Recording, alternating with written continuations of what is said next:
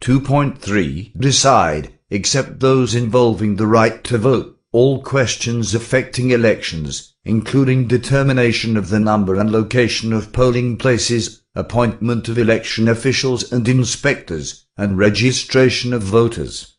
2.4 Deputize, with the concurrence of the President, law enforcement agencies and instrumentalities of the government, including the armed forces of the Philippines, for the exclusive purpose of ensuring free, orderly, honest, peaceful, and credible elections.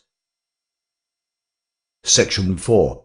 The Commission may, during the election period, supervise or regulate the enjoyment or utilization of all franchises or permits for the operation of transportation and other public utilities, media of communication or information, all grants, special privileges, or concessions granted by the government or any subdivision, agency, or instrumentality thereof, including any government-owned or controlled corporation or its subsidiary. Such supervision or regulation shall aim to ensure equal opportunity, time and space, and the right to reply, including reasonable, equal rates therefore, for public information campaigns and forums among candidates in connection with the objective of holding free, orderly, honest, peaceful, and credible elections. Section 5. No pardon, amnesty, parole, or suspension of sentence for violation of election laws, rules, and regulations shall be granted by the President without the favorable recommendation of the Commission. Section 6. A free and open party system shall be allowed to evolve according to the free choice of the people, subject to the provisions of this article. Section 7. No votes cast in favor of a political party, organization, or coalition shall be valid, except for those registered under the party list system as provided in this Constitution. Section 8. Political parties, or organizations or coalitions registered under the party list system, shall not be represented in the voters' registration boards, boards of election inspectors, boards of canvassers, or other similar bodies. However, they shall be entitled to appoint poll watchers in accordance with law. Section 9. Unless otherwise fixed by the Commission in special cases, the election period shall commence 90 days before the day of the election and shall end 30 days after. Section 10. Bona fide candidates for any public office shall be free from any form of harassment and discrimination. Section 11. Funds certified by the Commission as necessary to defray the expenses for holding regular and special elections, plebiscites, initiatives, referenda, and recalls, shall be provided in the regular or special appropriations and, once approved, shall be released automatically upon certification by the Chairman of the Commission. Decommission on Audit. Section 1.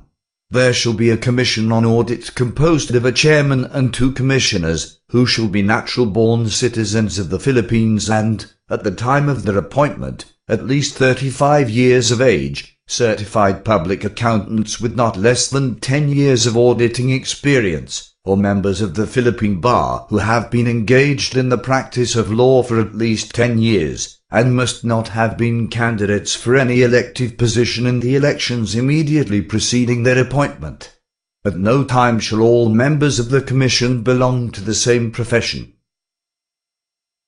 1.2 The Chairman and the Commissioners shall be appointed by the President with the consent of the Commission on appointments for a term of 7 years without reappointment.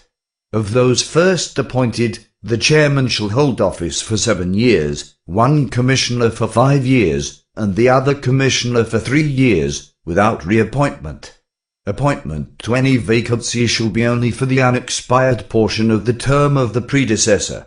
In no case shall any member be appointed or designated in a temporary or acting capacity. Section 2.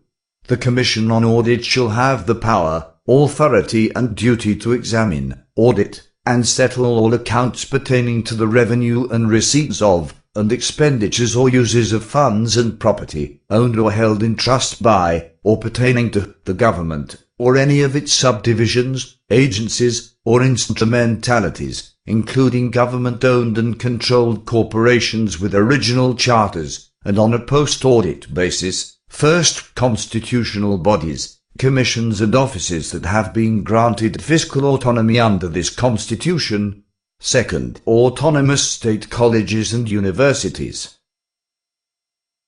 third, other government-owned or controlled corporations and their subsidiaries, and fourth, such non-governmental entities receiving subsidy or equity, directly or indirectly, from or through the government, which are required by law or the granting institution to submit to such audit as a condition of subsidy or equity. However, where the internal control system of the audited agencies is inadequate, the Commission may adopt such measures, including temporary or special pre-audit, as are necessary and appropriate to correct the deficiencies. It shall keep the general accounts of the government and, for such period as may be provided by law, preserve the vouchers and other supporting papers pertaining thereto.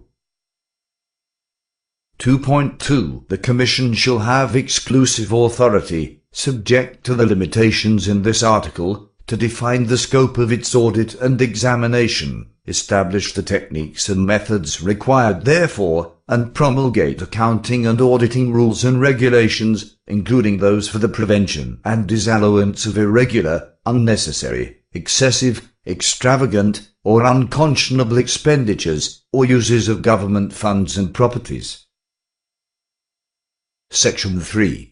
No law shall be passed exempting any entity of the government or its subsidiary in any guise whatever, or any investment of public funds, from the jurisdiction of the Commission on Audit. Section 4.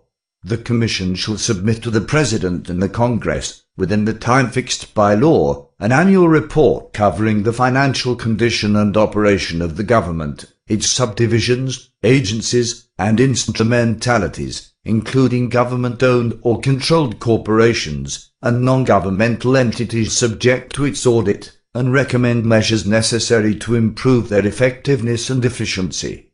It shall submit such other reports as may be required by law.